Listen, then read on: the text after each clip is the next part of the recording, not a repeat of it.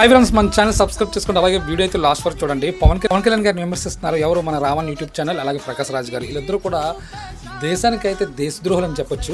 కాకపోతే నేను పవన్ కళ్యాణ్ గారి గురించి రెండు మాటలు ఈ మధ్య ఈ 7 daysలో ఆయన డొనేట్ చేసిన అమౌంట్ ఎంతో మీకు తెలియజేయాలనుకుంటున్నాను. అది కూడా చూడు, ఎవరు లేని వారికి దేవుడే దిక్కు అని చెప్పి ఒక సామెత అయితే ఉంది.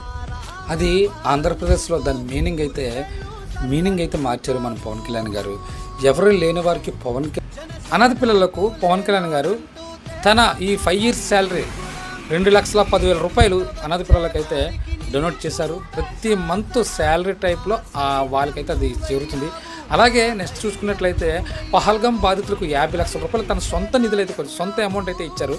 తన కష్టార్జితం అయితే 50 లక్షల రూపాయలు అయితే డొనేట్ చేశారు. అలాగే మురళీ నాయక్ కుటుంబానికి కూడా 25 లక్షలు తను సహాయం చేశారు.